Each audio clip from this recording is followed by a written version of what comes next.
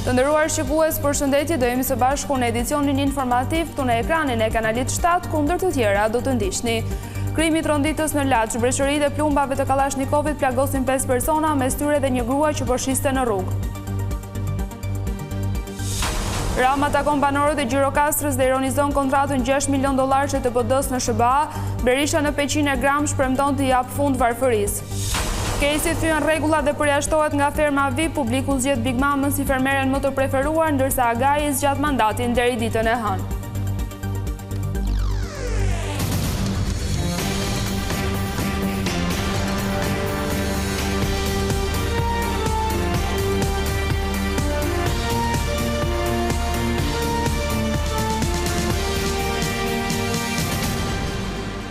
Jemi gjërësisht me zhvillimet kryesore të ditës së sotme.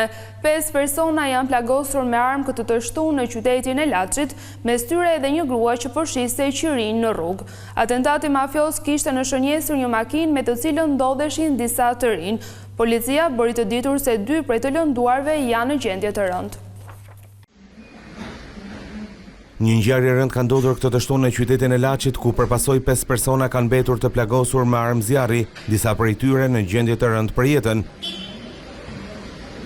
Të plagosurit janë dërguar me urgjencë në Spitalin e Traumës në Tiranë. Ngjarja e rëndë ka ndodhur pranë gjykatës, ku sipas burimeve disa persona kanë qelluar me armë zjarri në drejtim të një automjeti. Sipas burimeve paraprake, autorët kanë qelluar me automatik drejt makinës që ishte në lëvizje, brenda të cilës ndodheshin disa prej të plagosurve. Të njëjtat burime shtojnë se personi tjetër është një grua, e cila mbeti e plagosur aksidentalisht pasi ishte në afërsitë e vendit të ngjarjes duke shitur qirin. Në vendngjarje kanë mbritur forcat e shumta policie, të cilët kanë nisur me një herë hetimet. Sipas njoftimit të policisë është identifikuar autori, i cili është shpallur në kërkim dhe po punohet për kapjen e tij, ndërkohë mësohet se motivi i plagosjes ka qenë një konflikt i çastit.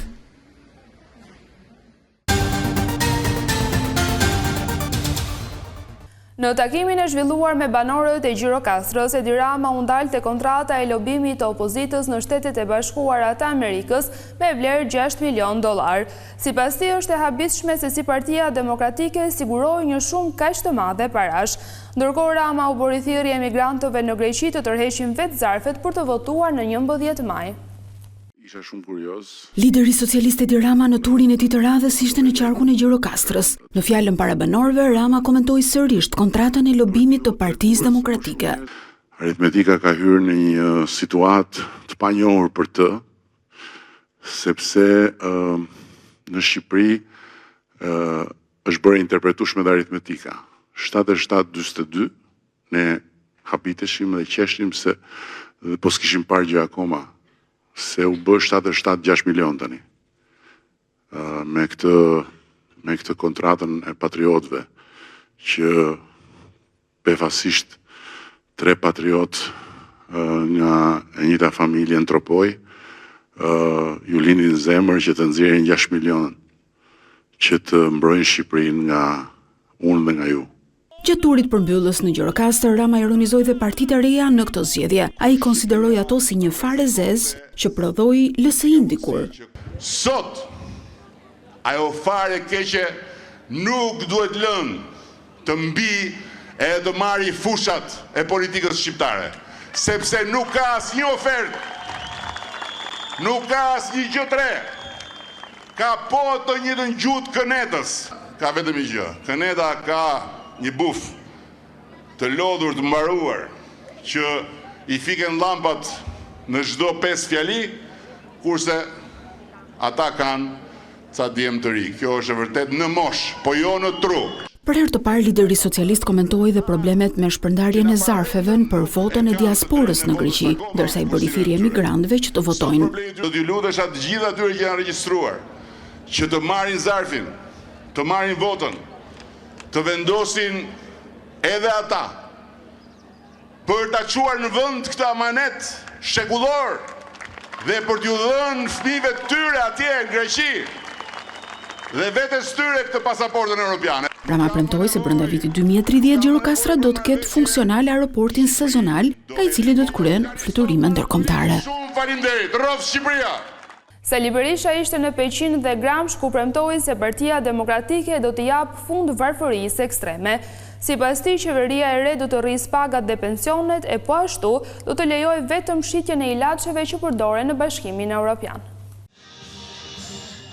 Të ditë para zgjedhjeve parlamentare, kryetari i Partisë Demokratike Sali Berisha takoi qytetarët e Peqinit e Gramshit për të kërkuar atyre të mbështesin Aleancën për Shqipërinë madhështore e të ndryshojnë të ardhmen e familjeve të tyre. Berisha deklaroi se në 100 ditët e para qeveria e Partisë Demokratike do të garantojë që asnjë qytetar të mos jetë në kushtet e mjerimit, duke vendosur minimumin jetik prej 200 eurosh. Me votën tonë ne mund të bëjmë jo një ndryshim, por ju garantoj dhe ju fjalën një ndryshim epokal. Sepse në 100 ditë të para, ju siguroj se në Shqipëri nuk do ketë pensionist me pension dën 200 euro. Një prej premtimeve kryesore të Partisë Demokratike lidhet me shëndetësinë e Berisha deklaroi se në Shqipëri pas 11 majit nuk do të shitet asnjë ilaç përveç atyre që përdorin qytetarët e Bashkimit Evropian dhe Shteteve të Bashkuara të Amerikës. Farmacitë tona janë të mbushura me ilaçet nunshi doshi nunshi, të cilat janë absolutisht pa asnjë vlerë shtetësore medikale. Nuk premtojmë ne as rrogat e italianëve, as dhe nivelin e tyre, po ilaçet e tyre po. Ato ne mund t'i blejmë, do t'i blejmë dhe do i kenë shqiptarët për t'u mjekuar një lloj si ata. Kryetari i Partisë Demokratike Berisha akuzoi rivalin politik Edi Rama se po i shmanget përballjes për bilancin e 12 viteve në pushtet, duke deklaruar se korrupsioni është arsyeja kryesore pse situata ekonomike sipas tij është e vështirë. Tallet me shqiptarët, merr daullën, i bie daullës, gjen dhe Noizin, me Lamborghini Noizit, po Lamborghini Noizit nuk është pensione. Lamborghini Noizit nuk është rroga. Ai takzoi. Po ç'pun ka pensionisti me të, apo si ta mashtroj?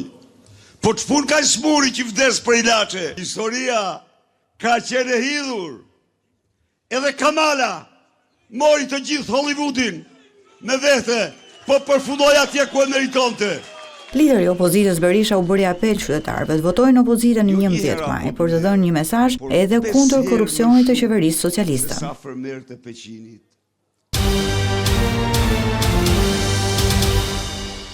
Shtetasi Amerikan Brandon Saporito është shprehur i penduar për vrasjen e gruas së tij në Shkodër. Ai sqaroi se debati me bashkëshorten lindi për shkak të ofendimeve, ndërkohë që ai vetë ishte i dehur. I tronditur nga krimi që bëri, 57 vjeçari Amerikan Brandon Saporito është shprehur i penduar për vrasjen e gruas së tij. Ngjarja që tronditi qytetin e Shkodrës mesditën e së premtes fshet debatet e forta që çifti i turistëve kishte prej kohësh. Në dëshminë e tij, autori i dyshuar ka thënë se ishte në gjendje të dehur dhe situata është rënduar pas debatit dhe ofendimeve që gruaja e tij, 54 vjeçare Sandra Saporito, kishte nisur ndaj tij. I rënduar nga pija, autori ka sqaruar se ka marrë thikën, duke goditur disa herë bashkëshorten dhe duke e lënë të vdekur në vend. Sipas tij, ai është penduar menjëherë dhe ka tentuar të jap fund jetës duke prerë damaret. Pas ngjarjes, ai u shoqërua me pranga në duar në polici. Në profilet e tyre në rrjetet sociale, çifti amerikan kishte postuar foto me njëherë pas mbërritjes në Shqipëri me datën 27 mars. Ata kanë vizituar disa qytete si Tiranën, Himaren dhe së fundmi Shkodrën, ku ishin vendosur në një banesë në afërsitë e lagjes historike Gjuadol. Antarja një bande të trafikut të lëndëve narkotike, Majlinda Avduli, e njohur edhe me emrin Diana Tafani, përfundoi në prangat e policisë. 47 vjeçaria është arrestuar pasi rezultonte e dënuar në Itali me mbi 9 vjet burg për pjesëmarrje në organizatë kriminale të trafikut të drogës. Pritet që ajo të ekstradohet në vendin fshim për të vuajtur dënimin e dhënë atje. Majlinda Avduli ishte shpallur në kërkim ndërkombëtar nga Interpoli pasi gjykata e apelit në Itali në vitin 2016 e dënoi me burg për veprën penale të trafikimit të narkotikëve të kryer në kuadër të organizatës kriminale. Personi që po shikoni në foto është Jorgo Kumaraku, i cili është shpallur në kërkim nga policia e Sarandës, i dyshuar si autori një grabitjeje me armë në qytetin Bregdetar.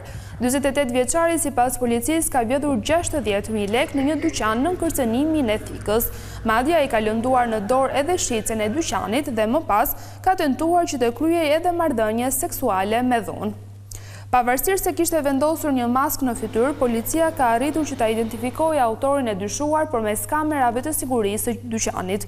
Jorgo Kumaraku është një emër i njohur për policinë, pasi më parë ka qenë i arrestuar për vjedhje me dhunë të një gruaje në një bank, si dhe për grabitje në hotele dhe në 3 kazino.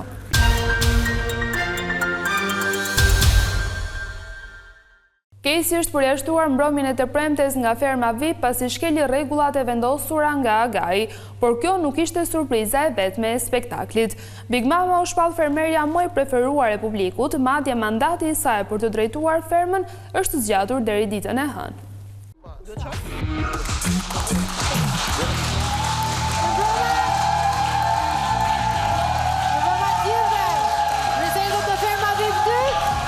Mbrëmja e 10 e spektaklit Ferma VIP 2 transmetuar në ekranin e Vision Plus solli një rrjedhë emocionesh të forta, vendimesh të papritura dhe surprizash të paparashikuara për publikun dhe fermerët. Moderatorja Luana Vjollca hapi mbrëmjen me 2 zarfe të një pasnjëshëm, ku përmbajtja e tyre shkaktoi jo pak trazira në lojë. Një përjashtim i papritur befasoi fermerët. Duke marrë parasysh shkelje në mënyrë flagrante dhe me vetdije të plotë të direktiva të produksionit, Agai ka vendosur. Kesi përjashtohet menjëherë nga ferma VIP, duke humbur përfundimisht statusin fermere. Kesi u largua nga ferma VIP pasi theu rregullat e spektaklit, duke braktisur shtëpinë e fakirit për t'u bashkuar fermerëve të tjerë në festimet e 1 majit, pavarësisht urdhrave të Agait. Ky vendim i prerë u mor për të dhënë një shembull për pjesëmarrësit e tjerë, asnjë shkelje nuk do të kalojë pa pasoja. Mes tensionet nuk munguan edhe lajmet e mira. Big Mama, e cila këtë javë mbajti me dinjitet rolin e kryefermeres, me urdhër të Agait do të mbajë këtë post deri të hënën. Big Mama. Ndërkohë, Big Mama, përveç mandatit të zgjatur, rezultoi edhe fermerja e preferuar e publikut, duke i dhënë kështu edhe imunitetin. Bashkë me të, Limi dhe Ester nuk do të jenë pjesë e nominimit pas suksesit në sfidën e qypave. Ndërsa disa nga fermerët gëzojnë privilegje, të tjerë u përballen me sfida dhe vendime të vështira. Big Basta, Andrea dhe Nur u larguan nga shtëpia e fakirit me urdhër të Agait, por me njëherë më pas u vendos që ata të shkojnë në televotim bashkë me Albën, e cila u dënua në spektaklin e së hënës së kaluar, po ashtu për shkelje të rregullave. Cili prej fermerëve ka qëndruar më shumë te fakiri? Tensioni kulmoi pas sfidës fizike dhe inteligjente. Ron, Elinara dhe Ylli ju shtuan listës së të nominuarve. Humbja e Ronit ndaj Frederikut nuk ndikoi vetëm tek ai, por edhe tek 2 bashkëlojtarët e tij duke i çuar në nominim. Kështu televotimi i kësaj jave bëhet më i fortë se kurrë. Alba, Nur, Big Basta, Andrea, Roni, Elinara dhe Ylli janë 7 emrat që publiku do të duhet të zgjedhë për të qëndruar apo për të lënë garën. Një moment prekës përjetoi edhe Ylli, i cili pas letrës së marrë të hënën nga ish-partnerja, këtë herë u telefonua nga daja e tij Dukagjini. Edhe të gjithë jemi krenar me tyje. Nuk e ki idenë se sa ai shpreh mbështetjen dhe krenarinë e familjes, duke e inkurajuar të vazhdojë rrugëtimin në fermë. Një mbrëmje e ngarkuar me emocione, surpriza dhe kthesa të forta që mbajti shikuesit të mbërthyer para ekranit. Për të mos humbur asnjë moment nga Ferma VIP 2, mos harroni të ndiqni zhvillimet 24 orë në 7 ditë të javës në 2 kanalet e platformës Strings dhe në përmbledhjen ditore në orën 17 në ekranin e Vision Plus. Mos harroni. Faleminderit të gjithëve, ju duam natë mirë, shihemi.